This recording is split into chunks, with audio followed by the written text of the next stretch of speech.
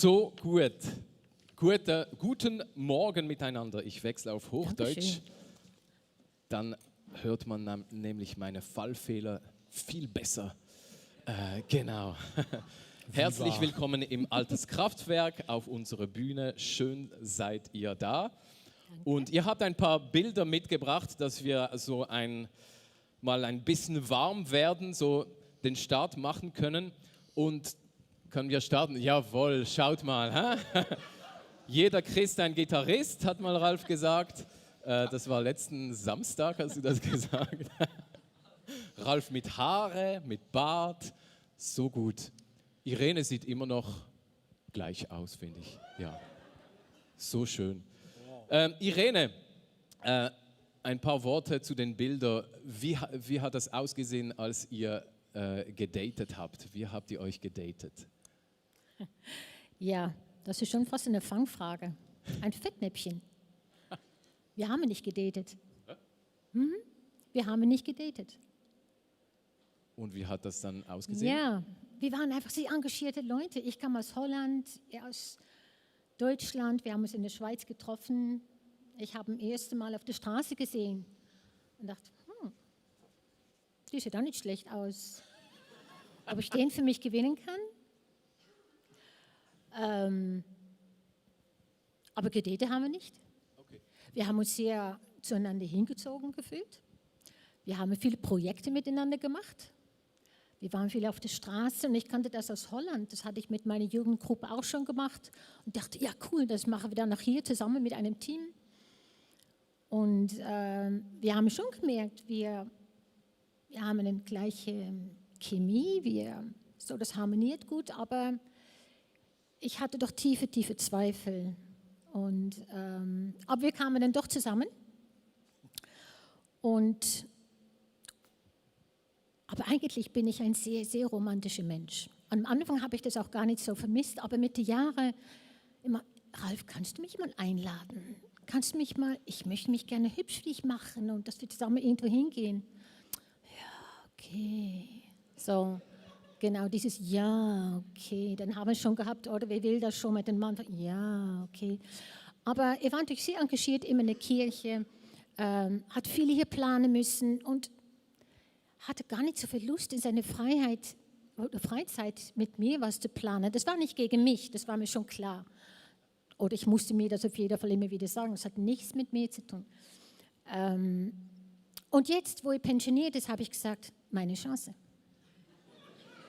Jetzt habt ihr Und so Zeit. habe ich zu meinem Geburtstag, das war im Dezember, den Wunsch geäußert, ich möchte zum Geburtstag jeden Monat ein Date von dir. Das Jahr ist noch nicht vorbei. Ich bin Lehrerin. Es gibt Schüler, die müssen das Jahr wiederholen. Könnte sein, dass wir noch ein Jahr anhängen. Wie sieht das momentan aus? Hat er den Schnitt? Das klären wir zu Hause. Okay. Ich bin gut. Also So gut, so gut. Gut, danke. Ralf, eine Frage an dich. Wann warst du dir sicher, dass Irene the one and only ist? Was war der Moment oder der Punkt? zur damaligen Zeit waren in meinem Freundeskreis oder im Umgebung, nicht nur Freundeskreis, haben sehr viele Männer oder auch Frauen so Listen gehabt, so Checklisten, das muss mein Mann mitbringen, das muss meine Frau mitbringen und so weiter. Und in frommen Kreisen war das doch sehr beliebt, dass man das Ganze abarbeitete und dann immer darüber betete. Ich habe in meiner Erinnerung nicht wirklich sehr tolle, volle Liste gehabt. Ein Punkt war sicherlich wichtig, der war sehr wichtig für mich, meine zukünftige Frau muss gut aussehen. Ja, ehrlich. Check. Ja, immer, ja, wirklich, ja, check, check. Genau. Und sicherer Punkt, dass meine Frau auch mit Gott unterwegs ist. Und ich habe das nicht irgendwie so abgearbeitet, oh ja, das ist toll, sondern wie sie gesagt hat, wir haben Zeit miteinander verbracht, wir waren viel irgendwo engagiert. Und dann habe ich irgendwo mit der Zeit gemerkt, doch, wir haben es heute auf der gleichen Bühne. Wir sind wirklich irgendwo miteinander unterwegs. Wir sind auch in einem Projekt dran, wo größer ist als nur unsere Beziehung. Das hat uns immer durch die ganze Ehe auch, sage ich mal, wach gehalten. Wir machen was, wo spannend ist, wo mit Abenteuer ist und sie sieht noch gut aus. Ja, so, das ist so allmählich gewachsen, dass ich die Überzeugung hatte, doch, das ist meine Frau. So. Ich hatte vor der Ehe schon mal eine längere Beziehung, also in meinen Augen lang. Genau. Und da habe ich nie das Gefühl entwickelt, dass ich jetzt so, das ist die Partnerin für mein Leben. Und das habe ich bei ihr dann mit der Zeit schnell entwickelt, doch. Und bin hartnäckig dran geblieben. Ich habe meine Frau 3-mal fragen müssen, ob sie mit mir eine Beziehung eingehen möchte. Sie hat 2-mal abgesagt und dann beim 3. Mal, ja, ist bei ihr dann auch klar gewesen, dass ich ein guter Typ bin. So. Ja. Hat sich gelohnt, dran zu bleiben. Hat einfach gedauert. Ja. Super. Wie unterschiedlich ist die Anfangsliebe zueinander, die ihr jetzt davon erzählt habt, zu der Liebe, die ihr jetzt erlebt, jetzt in eurer Beziehung im pensionierten Alter? Wie unterscheidet sich das? Okay. Anfang sicher sehr stürmisch, erotisch. Man lernt einander, Ehe kennen, wir das genießen. Wir haben immer sehr viel unternommen miteinander. Wir sind beide sehr gern aktiv und waren auf jeden Fall beide sehr gern aktiv.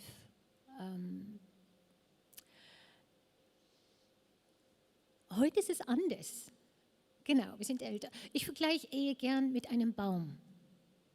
Ein Baum wächst in 2 Richtungen. Es wächst nach oben, das ist das, was ihr seht. Das ist das, was alle sehen. Wie gehen die miteinander um? Wie reden die miteinander? Wie erziehen die ihre Kinder? Aber ein Baum wächst auch nach unten. Da, wo Dunkelheit ist, da, wo man durch Widerstand Erde, Wurzeln schlagen muss. Und was keiner so mitkriegt. Aber ohne Wurzeln überlebt kein Baum. Und ich erinnere mich gut an unseren ersten Streit. Wir waren unsere Wohnung am Einrichten und wir haben gestritten über, wie hoch hängt das Bild. Peinlich, Es gibt banal. eine enorme Höhe, finde ich. Genau. Dabei dachte ich bin doch eigentlich für die Einrichtung zuständig. Genau. Aber es wurde richtig so ein Streit. Ralf ist weggelaufen. Es klingt banal, aber ohne diese banale Streitereien, ohne diesen Widerstand, schaffen wir die großen Themen nicht, weil die großen Themen kommen. Spätestens dann, wenn Kinder kommen. Und da zeigt sich nach der Prägung, wie sind sie unterschiedlich erzogen worden. Aber das weißt du vor allem, wenn du Kinder zusammen erziehst. Vor allem, wenn du Kinder hast, und das hatten wir nicht, aber ich kenne es ja von der Schule, wenn du Kinder hast, die spezielle Bedürfnisse haben, die nicht durchschlafen, die vielleicht sogar krank sind. Viele Ehen scheitern, weil sie den Druck nicht aushalten. Also auch die banalen Streitereien sind so wichtig, um miteinander Konflikte lösen lernen. Themen wie Finanzen. Wie oft haben wir nicht Auseinandersetzungen wegen Finanzen? Wir sind doch eben wieder diese Prägung, so unterschiedlich erzogen. Hormonelle Schwankungen. Davon kann ich ein Lied singen. Ralf hat 4 Frauen zu Hause gehabt. Er weiß, wie das ist. Ne? Dass man aber so, jetzt habe ich mal meine Tage, ja, jetzt bin ich mal weg. Das lässt nicht einfach so wegzaubern. Aber da wächst der Baum nach unten. Da wächst die Resilienz auch untereinander. Und die Bereitschaft, trotz allem, wir bleiben dran. Und ich habe einen Nachbarbub, er ist jetzt schon fast größer, ja, ist schon größer, genau, zu Erwachsenenalter. Und er liebt Holländer. Und er sagt immer seiner Mutter, also wie die 2 möchte ich mal leben. Ja, das ist die Außenseite. Weil er sieht, wenn wir im Garten miteinander schmusen oder ein Gläschen Wein trinken oder immer Hand in Hand spazieren gehen. Aber er sieht nicht, wenn Ralf gefrustet in den Keller geht, weil ich mal wieder irgendwas gesagt habe, was ihn getriggert hat. Oder er sieht nicht, wie ich in Schlaf weine, weil mein Mann einmal mehr nicht das Initiative nimmt, sich zu entschuldigen. Das fällt ihm dann so schwer. Und ich sage, Gott, Heute bin ich nicht diejenige, die sich entschuldigen muss. Jetzt ist er mal dran, dass er zuerst kommt. Gott ist übrigens immer unparteiisch. Ne? Egal, Gott ist unparteiisch. Außer wenn es um Gewalt und so Sachen geht oder Ehebruch, da hat Gott schon eine deutliche Meinung. Aber Gott ist unparteiisch und hört beide zu. Aber ohne das eine Unterwachsen, gibt es auch kein Schönes nach außen.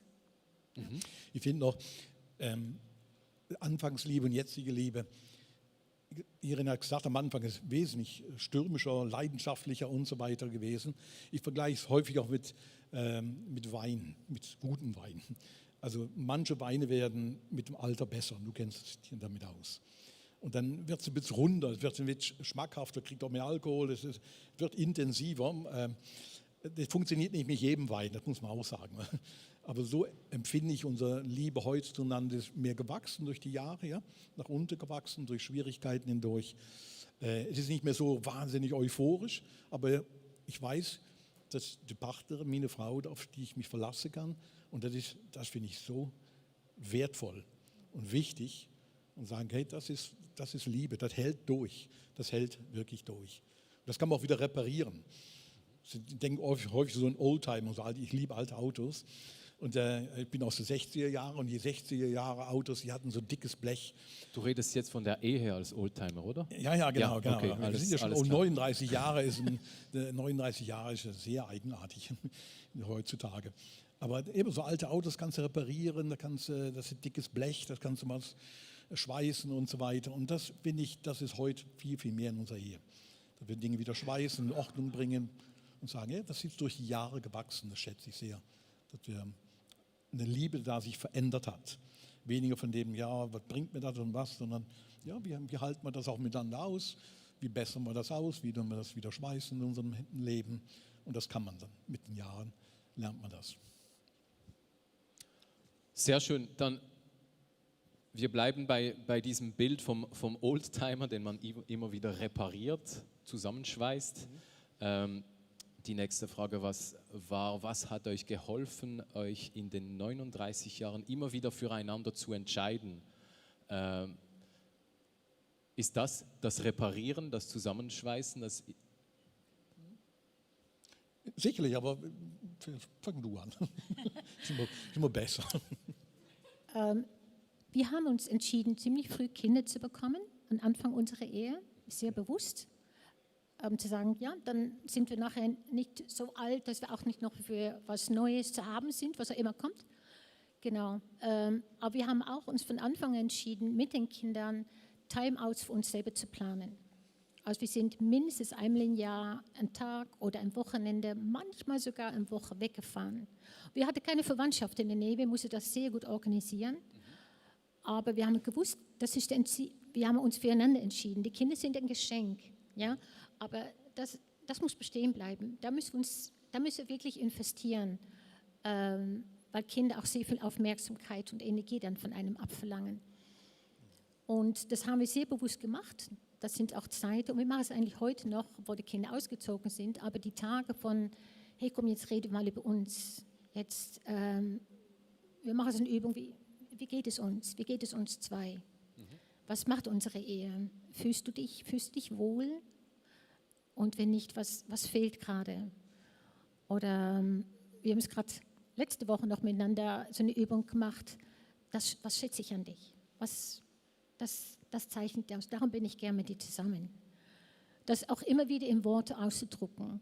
Das kommt sicherlich sehr von mir aus. Ich habe das Bedürfnis zu reden, aber ich mache ja auch die Wäsche. Also es gibt Aufgaben, ja, die übernimmt eine Frau, und es gibt Aufgaben, die übernimmt ein Mann. Und natürlich kann ich sagen, oh, warum kommt das immer nicht von mir? Ja, es kommt nicht von ihm, weil es ihm nicht in den Sinn kommt. Und es ihm sicher auch schwerer fällt, über das zu reden. Aber nichtsdestotrotz, es bereichert uns beide immer wieder. Was geholfen hat, ist auch sehr ehrlich miteinander umzugehen. Sachen nicht zu verheimlichen, Idealbilder aufzugeben, das war für mich sehr wichtig. Ich bin so romantisch und ich habe so Idealbilder von, hey, das läuft schief, das läuft nicht, wie ich möchte, das geht nicht. Und dann, okay, dann müssen wir das Gespräch wieder suchen und ich muss mein Bild loslassen. Ich muss die Verantwortung übernehmen. Was mir geholfen hat zu erkennen ist, Ralf kann nicht meine Defizite ausfüllen. Ralf ist nicht dafür zuständig, meine Wunde zu heilen oder mir das zu geben, was mir fehlt. Für das habe ich eine andere Beziehung getroffen. Für das habe ich einen großen Bruder. Ich habe einen Ehemann und ich habe einen großen Bruder Jesus, der mir das gibt, was ich brauche zum Leben. Und Ralf ist die Sahne auf der Torte. Und ich liebe Sahne. Als Ergänzung vielleicht von meiner Sicht noch, oder nicht von meiner, von unserer Sicht, was hat uns geholfen, 39 Jahre Ehe zu praktizieren, ist ein sehr basic point, uns einander zu vergeben. Und das ist etwas, wo wir heutzutage noch machen müssen. Und manchmal mir dann auch schwerfällt oder dir noch schwerfällt, dir nicht so sehr schwerfällt, aber mir fällt das schon mal schwer, weil ich denke, ich bin die Schuld. Das, ja, der andere ist schuld, dann macht es einfach. Aber das hat wirklich für ihn einen Kernpunkt. Sich zu vergeben an dem Punkt, wo man einander schuldig wird und man wird einander schuldig, an dem Punkt, wo man sich enttäuscht, wo der andere einen nervt, wirklich zu sagen, ich vergebe dir. Und das, was ich denke, wirklich Jesus uns allen Christen mitgegeben hat. Ich habe euch ein Beispiel gegeben, liebt einander und vergebt einander. Und er hat das mitgegeben, glaube ich, weil wir wirklich Menschen sind, die einander schuldig werden. Wir machen Fehler, wir nerven uns einander und irgendwann, ich habe häufig gesagt, ja, Liebe macht blind, aber man wird sehend. Irgendwann gehen die Augen auf und da bin ich nicht der Idealmann, obwohl ich das nicht verstehe.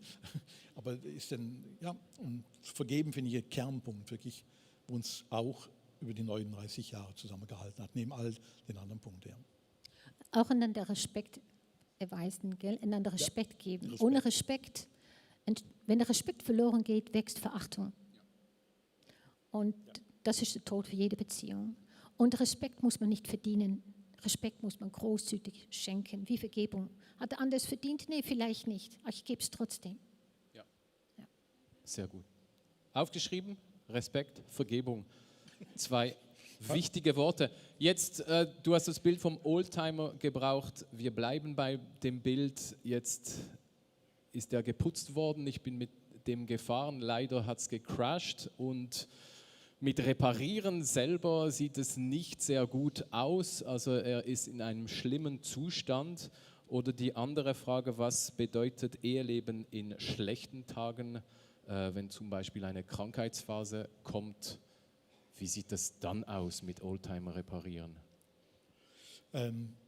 Ja, das ist eine wichtige Frage, weil schlechte Tage, da können wir ein Lied von singen. Also nicht nur Tage, Jahre. Schlechte Jahre, die krankheitsbedingt, wo uns wirklich viel Energie gekostet haben. Was hilft? Ich glaube, ein Punkt ist, wenn man schlechte Tage, schlechte Jahre, Monate, was auch immer hat, es nicht zu verheimlichen. Einfach zu sagen, was es ist schlecht, Punkt. Und der zweite ist, glaube ich, also jetzt, wenn ich für uns spreche, wirklich gute Freunde zu haben. Für die schlechten Zeiten. Freunde, wir haben zum Teil Freunde, die haben länger als wir verheiratet sind, 40 Jahre. Und die kennen uns und gerade in schlechten Tagen zu wissen, dass da Menschen sind, die einen tragen und auch ertragen. Weil manchmal ist man eigenartig in schlechten Tagen und dann kann man den anderen nur noch ertragen. Das ist dann eher mehr das aushalten. Ich denke, Freundschaften sind extrem hilfreich für Ehen in schlechten Zeiten. Und der Ehrlichkeit zu sagen, wir sind in einer Phase, wo es uns übel geht, aus welchen Gründen auch immer. Aus welchen Gründen. Und der dritte ist, glaube ich, schlechte Tage. Wie wir uns entschieden haben, wir haben damals in der Thomaskirche hier in Basel geheiratet und wir haben das tatsächlich in unser Eheversprechen auch so eingebaut, in guten wie in schlechten Tagen. Und wir hatten keine Ahnung, was das heißt. Ganz ehrlich. Ja, ehrlich, das sind schlechte Tage. Ja, was soll schlecht kommen? Das Wetter ist schlecht oder was soll schlecht sein? Magen-Darm-Grippe oder irgend sowas. Und dann kam schlecht. Aber ich glaube, was wirklich unter anderem auch hilft in schlechten Tagen, ist, dass man in guten Tagen lernt, resilient zu werden. Wirklich in eine Ehe zu investieren, in eine Beziehung zu investieren, eben zu vergeben, die Dinge zu praktizieren, sich zu tragen, zu ertragen, ehrlich zu sein, in guten Tagen zu investieren. In schlechten Tagen kannst du nicht investieren. In schlechten Tagen lebst du von dem, was du hast. Von dem, was du aufgebaut hast in deiner Ehe. Und dann wird sich zeigen, hast du was aufgebaut? Ist da wirklich Substanz da an Respekt? Ist da eine Substanz da, dass wir einander ehrlich sind? Ist da eine Substanz da, dass wir sagen, ja, auch wenn der Körper sich verändert und du anders aussiehst, also ich sehe ein bisschen anders aus wie früher, aber immer noch sexy, finde ich. Nein, aber das ist ja, dann musst du das aufbauen, wenn die schlechten Tage kommen. Und das regelmäßig zu praktizieren und das Ganze wirklich auch vor Gott immer wieder hinzubringen, zu sagen, ja, in den schlechten Tagen, Gott, wir legen unser Leben, unsere Ehe, unser Miteinander in deine Hand. Das finde ich entscheidende Punkte, oder? Ja, und wenn ein anderer nicht mehr glauben kann, für zwei zu glauben, für zwei zu hoffen, ich hatte damals in Zeit, darum stelle ich es jetzt hin, überall in mein Haus, wie ist es von eurer Sicht, wie so, gell? Nee, umgekehrt so, Dankeschön, das spiegelverkehrt ist nicht so mein Ding. Genau, überall im Haus hatte ich Ja's aufgebaut, überall versteckt. Nein, nicht versteckt, offensichtlich. Jetzt sind sie nicht mehr so offensichtlich überall. Wenn du nichts mehr fühlst, wenn die Gefühle gestorben sind und es gibt auch Konflikte. Ich habe damals zu meinen Kindern gesagt, und da haben sie sich genervt, wenn sie sagen, ich habe keinen Bock auf das. Ja, zum Glück geht es auch ohne Bock. Amen. Zum Glück geht es auch ohne Bock. Ehe geht auch ohne Bock. Es gibt Momente, dann fühlst du nichts mehr. Ja, das kann es geben. Sei es durch Hormone, sei es durch zu viele Enttäuschungen. Aber ich hatte Ja gesagt. Vor 39 Jahren habe ich Ja gesagt. Ja, mit Gottes Hilfe. Es gibt Momente, da sagt man, nein, nicht mal mit Gottes Hilfe, es reicht. Das sind Gefühlsausbrüche, oder? Die dürfen auch mal sein. Es ist doch selber, wenn du sagst, oh, dieses Kind könnte ich, willst du gar nicht. Ja, aber das Gefühl hast du und das Gefühl ist echt. Und dann stellst du es wieder auf. Ich sage, nein, ich halte es, auch wenn ich nichts fühle. Auch wenn ich nichts fühle. Auch wenn ich keinen Hunger habe, kann ich ein Brot essen, weil es gut für mich ist. Und irgendwann kommt es wieder. Danke. Wir wechseln ein bisschen das Thema. Wir gehen Richtung Erziehung und Kinder und es kommt sofort als erstes die Millionenfrage eigentlich, die sich alle christliche Familien hier stellen. Wie schafft man es, dass alle 3 Kinder gläubig werden und bleiben? Bitte sehr. Also Punkt 1, du musst 3 Kinder haben. Ist ja logisch, oder? Ja, so ist die Frage gestellt. Wie bleibt man das? Ja, und du, in der Phase, wo ich sehr anstrengend fand daheim mit 3 Töchtern und einer Frau, monatlich jede Woche einer seiner Tage hat. In so einer Phase bin ich mal zum befreundeten Pfarrer gegangen, der hatte schon Enkelkinder zu der Zeit und habe mit ihm mal darüber geredet und so. Und er hat mir damals was mitgegeben, wo ich heute noch genau weiß und wo mir sehr geholfen hat und heute noch hilft. Er hat gesagt, look, deine Kinder müssen im Leben gewisse Entscheidungen selbst treffen. Minimum 3 Entscheidungen müssen sie selbst treffen. Da hast du als Eltern nicht wirklich was zu sagen. Du kannst dort vorleben und hoffen, dass die Saat aufgeht, die du gelegt hast. Und er sagt, die erste Entscheidung ist, du kannst nicht entscheiden, welche Freunde deine Kinder auswählen. Da fand ich in einer Phase in der Familie fand ich das extrem schwierig. Sie haben die Freunde ausgewählt, die sie haben. Okay. Kann man auch anders machen. Zweite Entscheidung, du kannst nicht entscheiden, jedenfalls in unserer Kultur, wen deine Töchter oder Söhne heiraten wollen. Auch nicht. Man kann ihnen eine Liste mitgeben und so weiter. So, aber in unserer Kultur geht das nicht. Und ich bin sehr dankbar, dass meine 3 Töchter da wirklich gut ausgewählt haben. Ich bin sehr froh darum. Aber du hast keinen Einfluss darauf. Am Ende vom Tag entscheiden deine Kinder selbst. Punkt.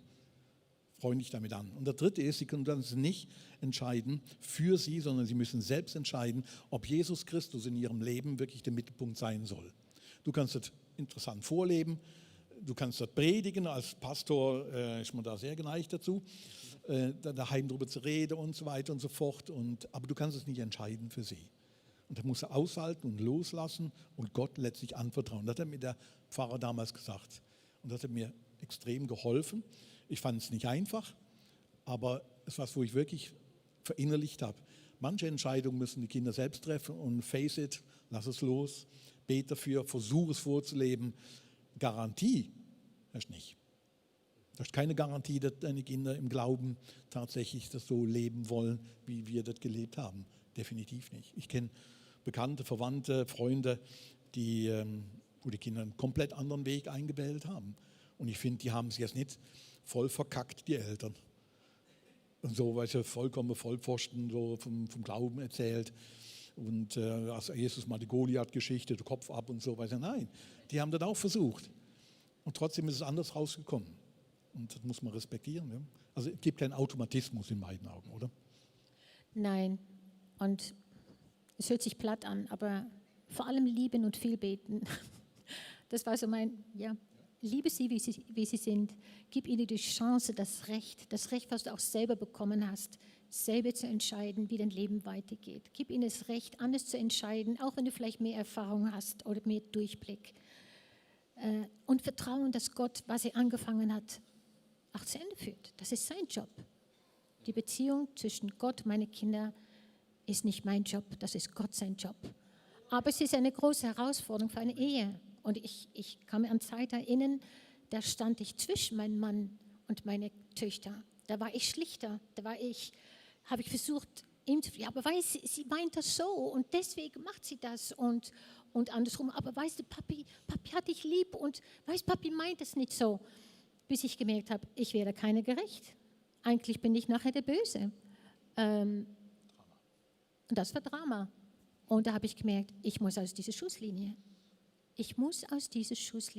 Es ist meine Verantwortung als Mutter, eine liebevolle Beziehung zu meinen Kindern aufzubauen. Und es ist die Verantwortung als Vater, das auch zu machen. Und ich kann auch da seine Rolle nicht übernehmen und er nicht meine Rolle übernehmen. Was immer dabei rauskommt. Ich bin heute oder mit den Jahren viel relaxter geworden an dem Punkt. Am Anfangsjahren, wo die Kinder noch klein waren, war ich viel angespannter. Ich denke, das muss ich ihnen doch irgendwie beibringen oder vorleben, richtig gut machen.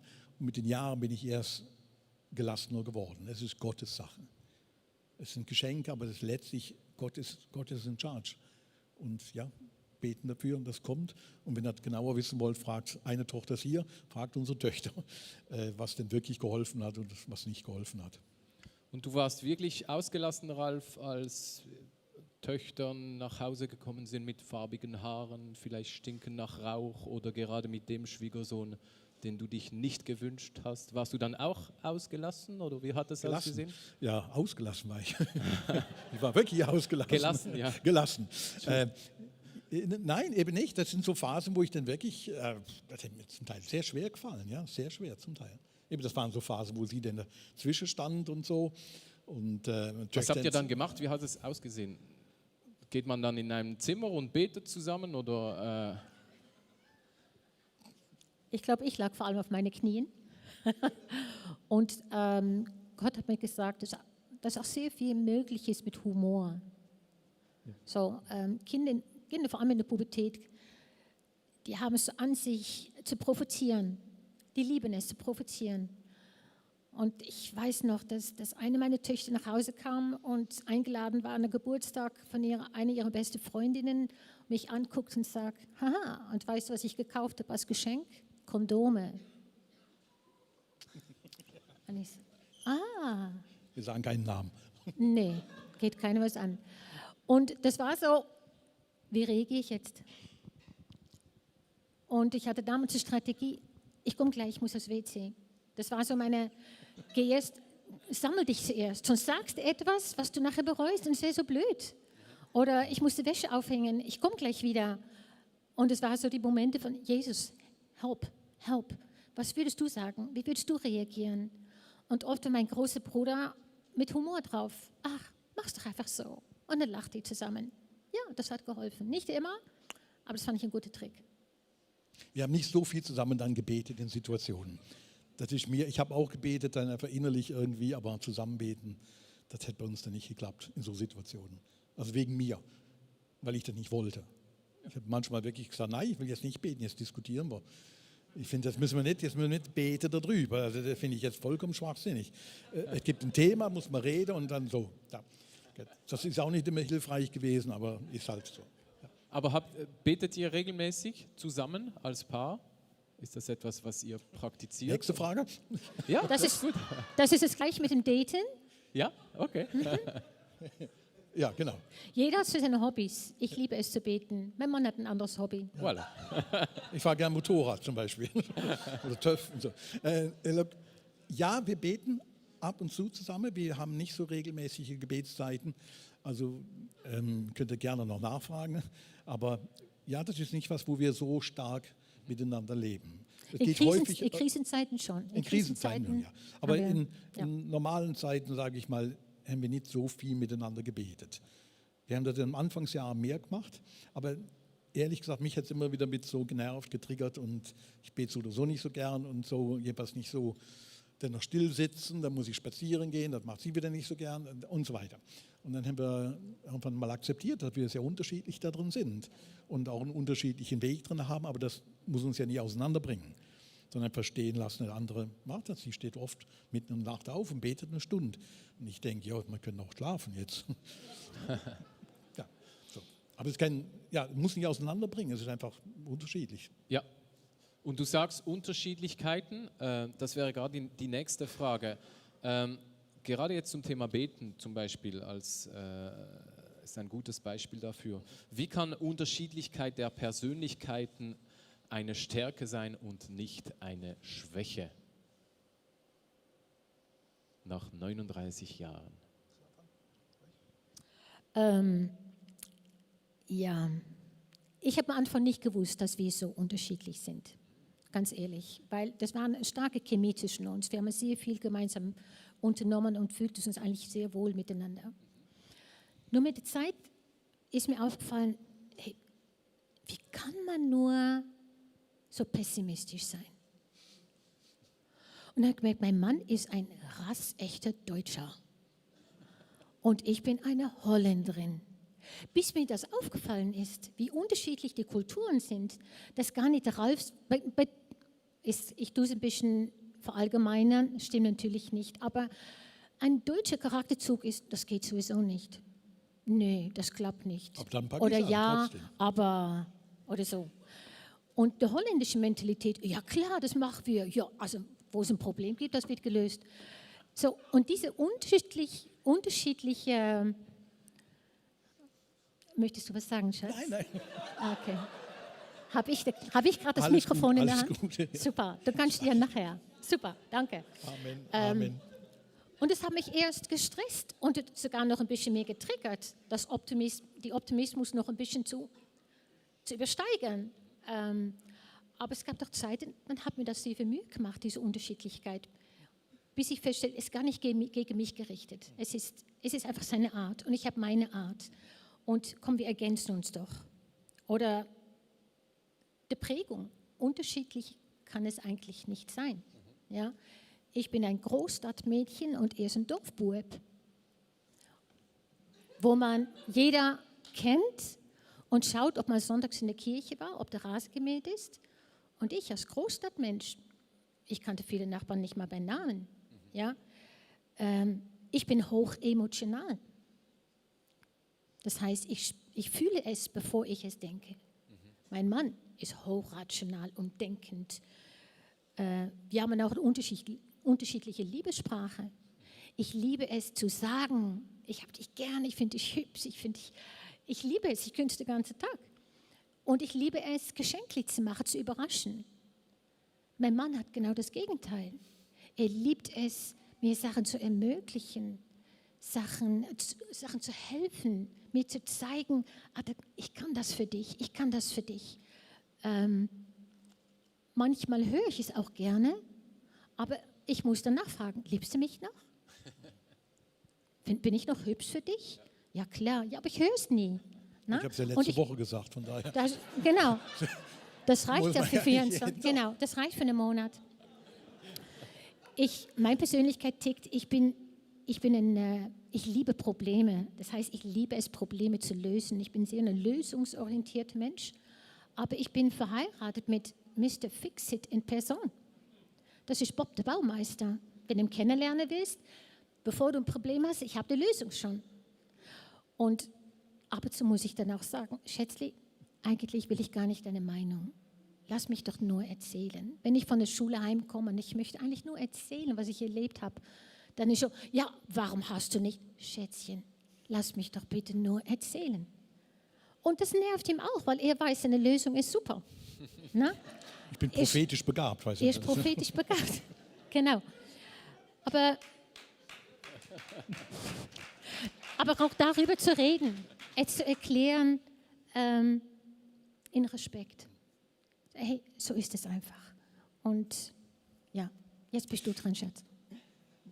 Genau. Wir waren vor kurzem, wir haben einen Seniorenreisli gemacht. Wir sind auf Bern und in der Ausstellung gegangen. Das ist einer meiner Dates, wo ich organisiert habe. Ja? Halleluja. Ja? Also Gratis-Tipp für alle Männer jetzt, nach Bern ins Generationenhaus zu gehen. Da gibt es eine Ausstellung, die heißt Hilfe, ich erbe. Und da geht es um finanzielle Aspekte, Erbschaftssteuer in der Schweiz und so weiter und so fort. Aber es gibt auch ganz viele Sachen da drin. Und das ist so interaktiv, wo es darum geht, eben mit was wird man ausgestattet genetisch. Was hat Prägung? Wie spielt das zusammen? Und welche Rollen hat das? Und Geschwisterkonstellationen und so weiter und so fort. Spannende Sache.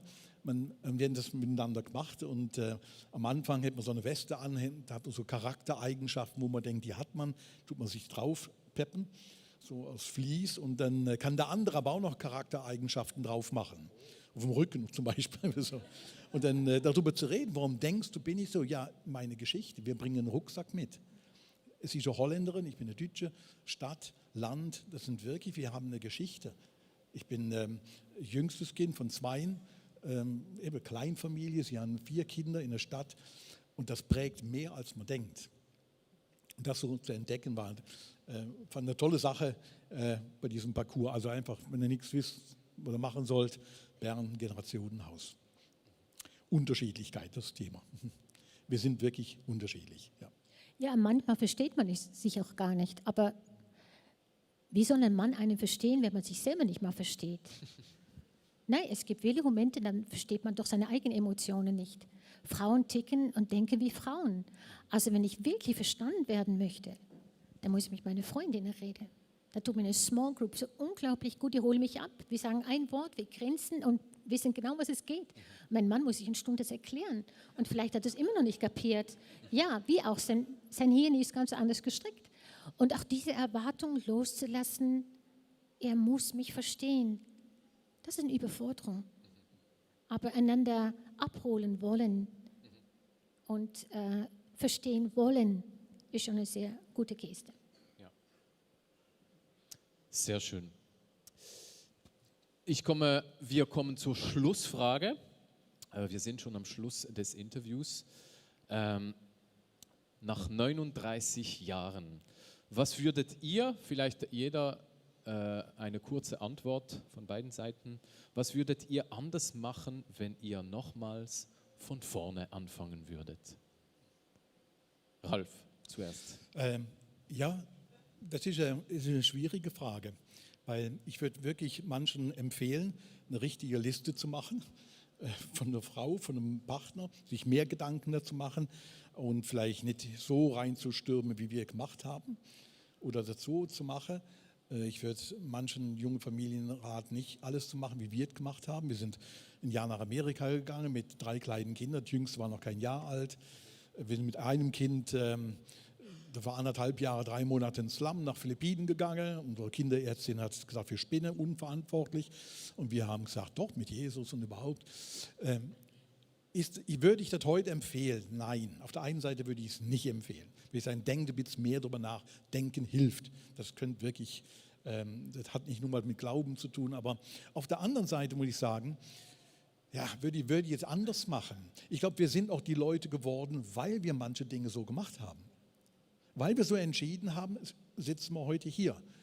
Und das hat auch was mit uns gemacht, dass wir so manche verrückte Dinge gemacht haben, wo ich anderen gar nicht empfehlen würde. Es ist glücklicherweise gut rausgekommen. Habe ich keine Garantie dafür. Also ich würde sicherlich jüngeren Paaren empfehlen, denkt wirklich, bereitet euch für Ehevorbereitung, ist eine gute Sache. Wir haben nie eine gemacht. Kann man daraus ableiten, mach keine Ehevorbereitung, dann wird die Ehe gut, 39 Jahre lang? Nein. Einfach um deutlich zu sagen, nein. Aber das ist bei uns so gewesen. Wir haben das nicht gemacht. Wir haben ein paar Bücher gelesen, vollkommen bekloppt. Ja, so, Okay. fertig. Irene? Ich würde darauf bestehen, ihr würd mich daten. Nee. Was würde ich anders machen? Ja, was Ralf gerade gesagt hat, Coaching. Ich höre zu meine Töchter, die Coaching in Anspruch nehmen und denke, oh, da bin ich fast ein bisschen neidisch. Ach, das hätte ich auch gerne gehabt. An manche Sachen, da kommt man selber nicht drauf. Und ich weiß, ich bin ein Alleinkämpfer. Ich kämpfe sehr für mich alleine. Das hat auch mit meiner Prägung von zu Hause zu tun. Und ich würde, wenn ich von vorne anfange, würde ich mir Hilfe holen über gewisse Sachen. Gerade unsere Unterschiedlichkeit. Und mein Körper hat verschiedene Krankheiten, die immer wieder für große hormonelle Schwankungen sorgen. Und ja, das hätte ich gern früher schon gewusst, wie man damit umgeht und Hilfe geholt. Das hätte ich sicher anders gemacht. Vieles würde ich genau wieder gleich machen. Und ich sage mindestens einmal im Jahr oder mehr, Schatz, ich würde dich morgen wieder heiraten. Ich auch. Ich will dich auch wieder heiraten. Sehr schön. Wir sind am Schluss vom Interview. Mehr gibt es heute Abend nochmal, vielleicht mit anderen Fragen, wenn du nochmal dabei sein möchtest. 2 Bilder nehme ich mit, der Baum und der Oldtimer. Also spricht sehr auch für mich, für meine Ehe, aber auch, was ich gerne auch Leute weitergebe, investiert, arbeitet, schweißt, repariert und so weiter. Schaut, dass der Oldtimer schön bleibt und die Äste, die Wurzeln. Danke vielmals für diese Zeit. Ich habe noch Ralf und Irene gebetet, dass sie ein Segensgebet machen für alle unsere Paare hier. Das werden wir jetzt machen. Am Schluss der Celebration gibt es Gebet hier nach vorne für alle. Komm mit einem Anliegen, wenn du vielleicht eine Ermutigung von Gott brauchst, komm nach vorne. Wenn du für jemand anders beten möchtest, komm nach vorne. Das Gebet ist sehr vielfältig. Das Team betet immer wieder darum, es geht nicht, wenn du ein Problem hast, komm nach vorne und wir schauen für dich. Das ist okay, aber das Gebet ist so vielfältig. Nimm das unbedingt im Anspruch. Jetzt bitte ich euch alle aufzustehen und wenn du zusammen mit deinem Partner, deiner Partnerin hier bist, dann nimm doch ihre Hand. Und wenn du alleine gekommen bist, dann bet einfach mit für ein Paar, das du kennst. Kling dich ein in unserem Gebet. Irene, Ralf. Vater im Himmel, wir danken dir für alle Partnerschaften hier in diesem Raum. Für all die Männer und Frauen, die sich entschieden haben, füreinander da zu sein, miteinander den Weg zu gehen und die in verschiedenen Lebensphasen stehen. Und Jesus, wir beten um deinen Segen, um deinen Frieden. Wir beten auch für ein hohes Maß immer an Verständnis und um deine Gnade. Und beten darum, dass du jedem Pärchen, wo hier drin steht, mit deiner Vergebung immer wieder sehr nachkommst. Und alle ausrüstest dazu, immer wieder selbst auch zu vergeben. In deinem Namen bete ich. Ja, danke, Vater im Himmel, dass du siehst, was jeder von uns braucht. Auch in jeder Partnerschaft, was ansteht, welche Hausaufgaben da sind, welche Übungen es gerade gibt, um weiter zu wachsen, sowohl in der Tiefe als auch in der Höhe. Du siehst, wo Fragen über Kinder da sind oder Streit über Kinder und dass es Weisheit braucht. So beten wir Gott um Weisheit. Wir beten um dein Geschenk von Humor, was so viel leichter macht. Wir beten auch um Hoffnung. Dieses Jahr mit Gottes Hilfe. Ein Ja bleibt ein Ja. Komme, was wolle, wir geben nicht auf. Weil Gott ist für uns. Und was mein Mann oder meine Frau nicht lösen kann, das kann unsere große Bruder lösen. Ich bete um Gnade, Gott. Ich bete um Hilfe. Und ich bete, dass du uns den Blick von der Dankbarkeit schenkst, dass wir nicht stehen bleiben, was uns fehlt, sondern dass du uns, Heiliger Geist, immer wieder daran erinnerst, welches Geschenk wir haben durch den Partner, was er oder sie in unser Leben investiert, was es reicher macht, dass wir das nicht aus den Augen verlieren. In Jesu Namen. Amen. Amen. Gebt bitte Ralf und Irene einen wunderbaren Applaus. Danke vielmals euch.